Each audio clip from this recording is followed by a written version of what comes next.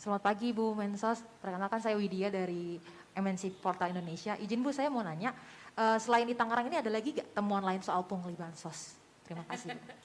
Banyak, sekarang lagi ditangani, ada dari Barreskrim maupun dari Kejaksaan Agung juga masih banyak.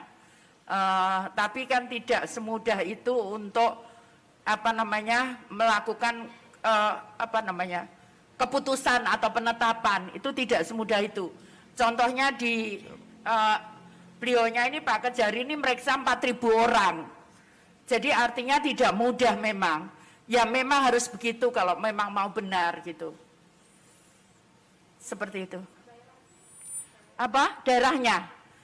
Aduh aku lupa. Ada di Jawa, ada di luar Jawa, ada.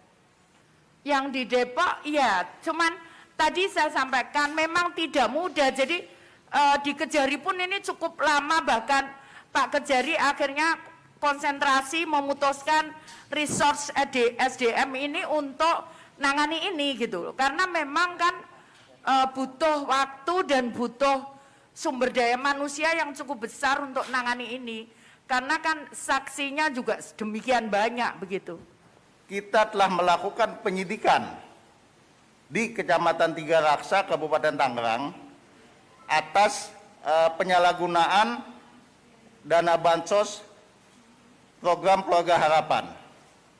Dalam bantuan sosial PKH 2018-2019 ini, kita telah menetapkan 2 tersangka penyalahgunaan dana PKH ini yang mana dilakukan oleh pendamping sosial. Adapun modusnya, itu yang pertama, si kedua tersangka ini atau pendamping sosial ini, itu meminta kepada KPM atau keluarga penerima manfaat, meminta mengenai ATM-nya. Lalu ATM itu oleh pendamping sosial, dia ambil sendiri, dia gesek di ATM. Setelah dapat, jumlah yang digesek itu diserahkan kepada KPM atau keluarga manfaat itu tidak sesuai dengan apa yang dia gesek. Jadi ada selisih. Memang kalau dilihat selisih itu, ada yang 50.000 dan 100.000. Tapi kalau dijumlah dengan keluarga penerima manfaat, itu jumlahnya fantastis. Jadi untuk 4 desa aja, itu uang yang tidak disalurkan atau disalahgunakan kedua tersangka itu sekitar 800 juta. Jadi begini, sebetulnya para pendamping ini sudah menerima gaji. Jadi mereka sudah menerima gaji.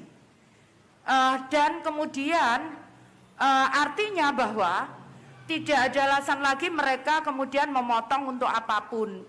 Karena mereka menerima gaji. Yang ketiga, untuk masyarakat sendiri sebetulnya semenjak saya menjadi menteri mulai bulan Januari itu kita minta daerah membetulkan datanya.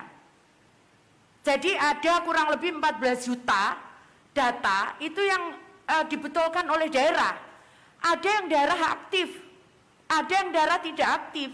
Kenapa? Karena saya mengembalikan sesuai dengan Undang-Undang Nomor 13 tahun 2011 bahwa data penerima tentang fakir miskin itu berasal dari daerah. Jadi saya kembalikan itu sesuai dengan Undang-Undang Nomor 13 tahun 2011 tentang data untuk fakir miskin. Jadi itu kenapa kemudian kami meminta daerah untuk kalau memang kurang ya diusulkan saja.